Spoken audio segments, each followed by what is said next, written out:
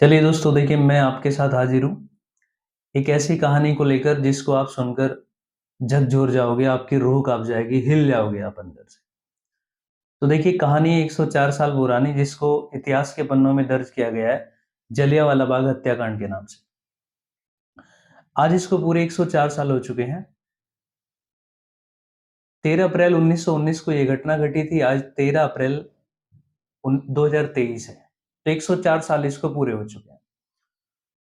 तो हम देखिए ये क्या था और क्यों हुआ था, तो उसके हर पहलुओं पे हम बात करेंगे। तो देखिए दोस्तों,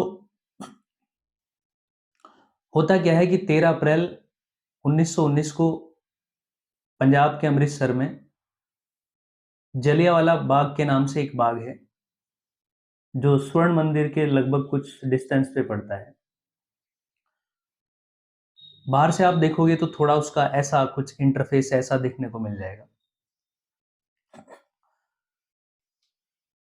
वहां पर मेले का आयोजन होता है और उसमें बच्चे, बूढ़े, महिला सभी उसमें होते हैं और अचानक से गोलियां चल जाती है और उसमें हजारों लोगों की जान चली जाती है।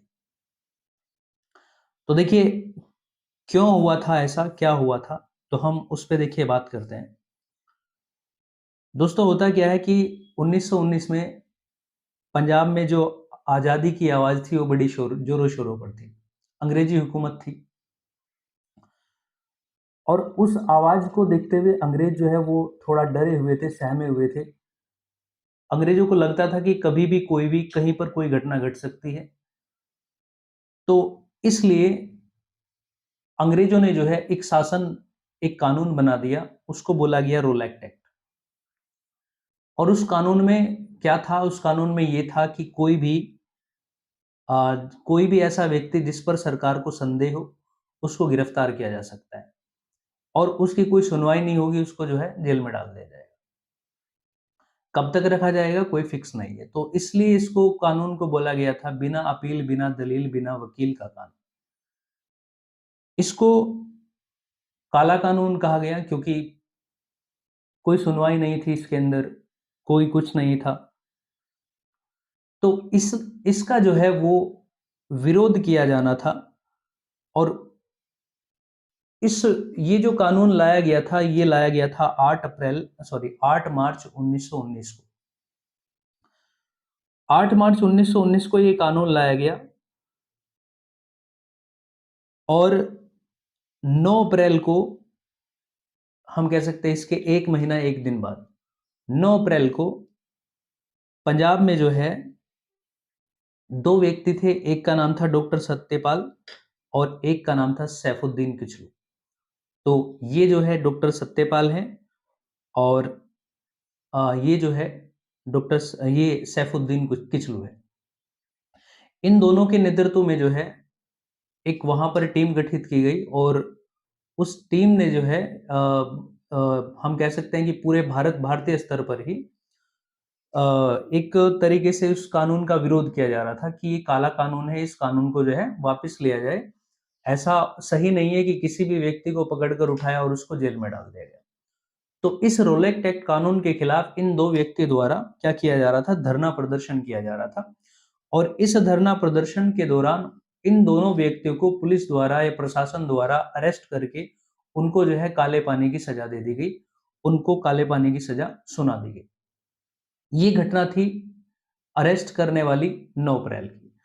अब देखिए 10 अप्रैल को जो है जब उनको गिरफ्तार कर लिया जाता है, तो लोग जो है उनके विरोध में एकजुट होना शुरू हो गए कि उनको अरेस्ट क्यों किया गया। उनका सिर्फ दोष इतना था कि वो काला कानून का विरोध कर रहे थे, उसको वापस लेने की मांग कर रहे थे। अब लोग जो है वो उनके पक्ष में बढ़ने लगे कि उनकी जो गिरफ्तारी की गई है वो गलत की गई है, उनको जो है छोड़ दिया जाए। लेकिन देखिए होता क्या है, ऐसा नहीं हुआ कि उनको छोड़ दिया गया, उल्टा ये कर दिया गया कि मार्शल लॉ लागू कर दिया गया ब्रिटिश सरकार द्वारा। और मार्शल लॉ क्या था कि मार्शल लॉ में आप जो है वहाँ पर ज़्यादा व्यक्ति जो है वो इकट्ठे नहीं हो सकते, भीड़-भाड़ वहाँ पर नहीं हो सकती। अगर ज़्यादा व्यक्तियों को इकट्ठे देखा जाता है तो सरकार उनको भी अरेस्ट कर ली जाती है, अरेस्ट कर सकती है। एक इससे पहले कानून रोलेक्ट एक्ट और ये डबल आपका जो मार्शल लॉ है, ये दोनों कानून जो है एक साथ ऐसे ही लागू कर दी गई। तो 10 अप्रैल को जो है लोगों को 10 अप्रैल को ये जो है रोलेक जो ये आपका मार्शल था, मार्शल लॉ था, इसको लागू कर दिया गया। अब देखिए दोस्तों आगे क्या होता है,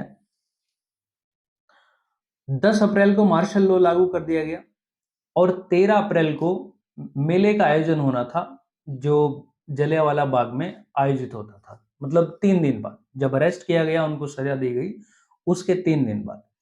अब देखिए 13 अप्रैल को 3 दिन बाद क्या होता है, पंजाब में मार्शल लॉ लगा हुआ है, लेकिन यहाँ पर जब मेले का आयोजन हुआ उसमें बूढ़े, महिला, वृद्ध सभी उसमें शामिल थे, कुछ नेता लोग भी शामिल थे। तो वहां पर मेले में जो है एक सभा का आयोजन किया गया और उस सभा में जो कुछ उस समय के जो नेता लोग थे वो शामिल थे और उनके द्वारा अपनी जो स्पीच है वो दी जा रही थी, अपने जो भाषण है वो दिए जा रहे थे और वो रोलैक्ट एक्ट के विरोध में दूसरा जो है सैफुद्दीन किचलू, उनको जो है छोड़ा जाए, इनके पक्ष में जो है वो इस सभा का आयोजन किया गया था। लेकिन देखिए होता क्या है, आप अगर जलियांवाला बाग जाओगे तो जलियांवाला बाग जाने के लिए आप देखोगे कि वहां पर आगे भी एक ही गली है, वो बहुत छोटी सी गली है। जब इस मेले का आयोजन किया जा रहा था और वहां पर सभा आयोजित की जा रही थी, उस समय जो एक अंग्रेज था, जो वहां पर उनका नाम था जनरल रेजिनॉल्ड डायर। ठीक है, हम जनरल डायर के नाम से भी इसको बोलते हैं, लेकिन उसका जो एक्चुअल नाम था वो था जनरल रेजिनॉल्ड डायर। उसके नेतृत्व में जो है पूरा वहां पर सशस्त्र बल उस मेले के अंदर उस बाग में जो है एंट्री करते हैं, उस एक छोटी सी गली से। और जनरल डायर जो है सीधा वहां पर निहत्थे लोगों पर गोली चलाने का आदेश दे देता है। अब देखिए निहत्थे लोगों को गोली चलाने का आदेश दिया गया, तो अब लोग क्या करेंगे, या तो मरेंगे या फिर अपना कुछ बचाव देखेंगे। तो देखिए वहां पर क्या था, सिर्फ एक कुआं था, लोगों को मजबूरन उस कुएं में कूदना पड़ा। लेकिन उसमें भी इतनी संख्या में जो है लोगों को कूदना पड़ा कि एक दूसरे के ऊपर गिरे, तो उसमें कुछ लोग सांस घुटने से मर गए, कुछ को गोली लगी थी। उसमें भी कोई ऐसा बताया जाता है, उसमें भी कोई जो व्यक्ति है वो जीवित नहीं मिल पाया। तो ये इतनी बड़ी घटना थी। कुछ ऐसा माना जाता है कि लगभग ये 1600 राउंड फायर चली थी और लगभग ताबड़तोड़ 15 मिनट तक ये गोली लगातार चलती रही। तो देखिए 1600 राउंड फायर और 15 मिनट तक लगातार जो है उसको चलाया जा रहा है और भीड़ वहां पर जो है इकट्ठी है।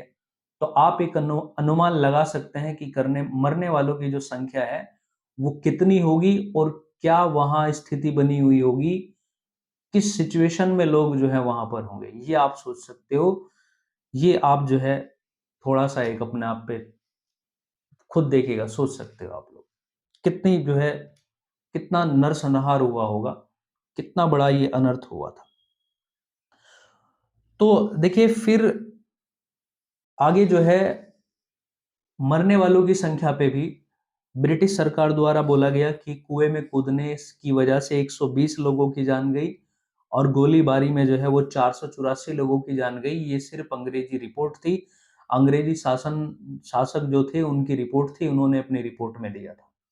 जबकि कोई भी आदमी अपनी गलतियां छुपाता है, अपना बचाव करता है, अपना बचाव करने के लिए, अपनी गलती छुपाने के लिए उन्होंने एक बहुत कम डेटा दिया कि 120 लोगों को कुएं में कूदने से और 484 लोगों की जान जो है गोली लगने से गई। जबकि ऐसा नहीं था। उस समय के बड़े नेता थे मदन मोहन मालवीय।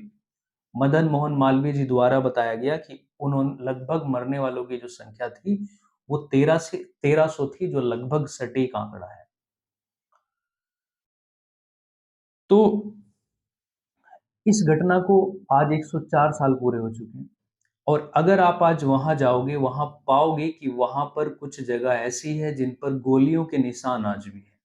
मैं आपको दिखा देता हूं, देखिएगा ये वो जगह है जहां पर गोलियों के निशान आज भी। बात ठीक है। खैर बड़ी घटना थी और झकझोर करने वाली थी, अंदर से दहला देने वाली थी। 104 साल जो है पूरे हो चुके, लेकिन ब्रिटिश सरकार की ओर से आज तक इसमें कोई माफीनामा नहीं दिया गया, कोई माफी जो है वो नहीं मांगी गई। तो दोस्तों हमारा देश ऐसे आज़ाद नहीं हुआ, बहुत लोगों ने अपनी जान की कुर्बानी दी। हम बहुत सारे लोगों को जानते हैं, लेकिन वास्तव में कितने सारे लोग ऐसे हैं, जिनका हमें नाम तक नहीं पता। आप सोच सकते हो उन 1300 लोगों में, मरने वालों में कोई नामो-निशान नहीं होगा उनका, किसी तरीके से किसी के बारे में कोई किसी को जानकारी नहीं होगी। तो उन सभी देशभक्तों को मेरा दिल से सलाम है और मैं उनकी रिस्पेक्ट करता हूँ। तो ठीक है दोस्तों, जय हिंद। मिलते हैं नेक्स्ट, तब तक के लिए धन्यवाद। वीडियो को लाइक कर दीजिएगा, सब्सक्राइब कर लीजिएगा। जय हिंद।